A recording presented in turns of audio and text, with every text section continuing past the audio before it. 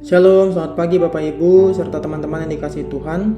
Hari ini Sabtu 4 November 2023, saya Pendeta Radot Krisman Simanjuntak mengajak kita sekalian untuk menerima renungan harian yang dikeluarkan oleh Sinode Gereja Kristen Oikumene di Indonesia GKO yang menggunakan pola pembacaan 4M: menerima, merenungkan, melakukan, serta membagikan firman Tuhan. Mari kita berdoa. Kami bersyukur Bapa untuk berkat hari baru bagi kami di pagi ini. Sebelum kami memulai seluruh aktivitas kami akan awali hari ini dengan renungan firman Tuhan. Untuk itu berilah kami hikmat bijaksana dari Roh Kudus, agar dengan hikmat bijaksana itu kami bisa menerima, merenungkan, melakukan, serta membagikan bagian firman Tuhan yang kami renungkan di hari ini kepada sesama kami. Inilah doa kami. Amin. Firman Tuhan pagi ini diambil dari 1 Tesalonika 1 ayat yang ke-7 sampai yang ke-8. Demikian bunyi kebenaran firman Tuhan. Tetapi kami berlaku ramah di antara kamu, sama seperti seorang ibu yang mengasuh dan merawat anaknya.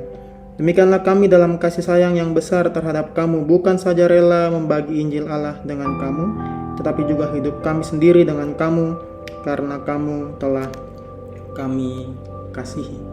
Tema kita hari ini adalah melayani dengan kasih.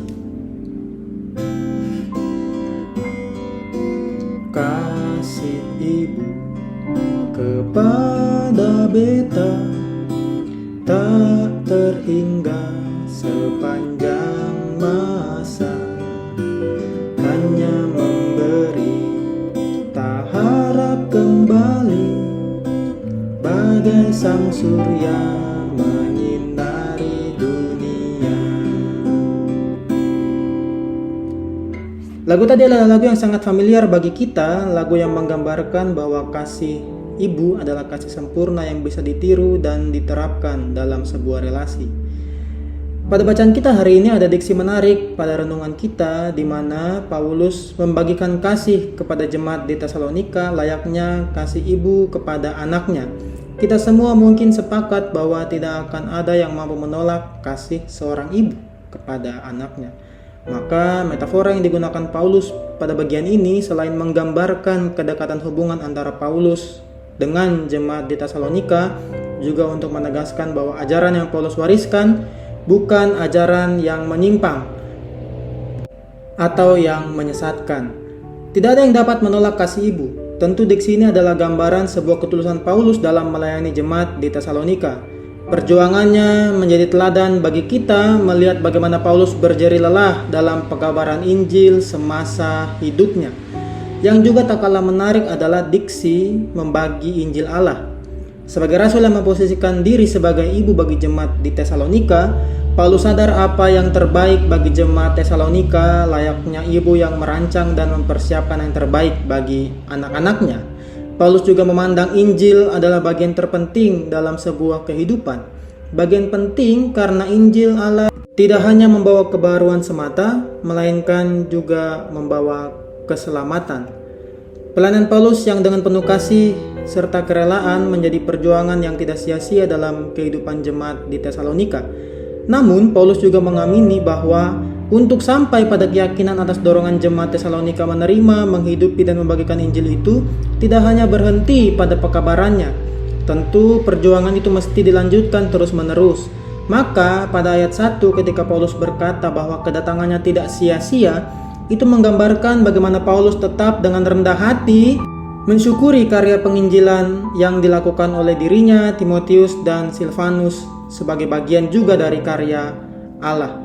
Untuk itu, ketika kita hari ini sama-sama menyadari bagaimana gambaran peran Paulus layaknya seorang ibu bagi jemaat di Tesalonika, perlu juga kita sikapi dengan sebuah prinsip yang dapat kita terapkan dalam keseharian kita, bahwa bagaimana sosok ibu benar-benar mempersiapkan yang terbaik bagi anaknya. Kita sebagai keluarga pun gereja juga perlu mengambil peran mengasuh layaknya seorang ibu. Kita sebagai pribadi maupun gereja diajak menerapkan pelayanan kita layaknya seorang ibu. Secara khusus bagi gereja harus bisa merawat, menyayangi, menasehati, menguatkan hati, dan memberikan sebuah sikap disiplin dalam perjalanan pelayanan kita. Dari hal tersebut kita dapat merenungkan sebuah sikap bahwa apa yang Paulus bagikan kepada jemaat di Tesalonika adalah bentuk kasih yang tulus tanpa pamrih. Tentu ini bisa menjadi pedoman bagi kita ketika kita mengarungi bahtera rumah tangga, keluarga, serta bahtera pelayanan. Bagaimana sebuah pelayanan bergerak tidak perlu dengan sebuah usaha yang sedemikian keras dan menyusahkan. Dengan menerapkan kasih layaknya orang tua kepada anaknya, ibu kepada anaknya, maka pelayanan itu akan menjadi bermakna bagi setiap orang yang menerima pelayanan tersebut. Maka kiranya Tuhan memampukan kita menjadi pribadi-pribadi yang membagikan pelayanan kita dalam kasih kepada Allah dan sesama kita.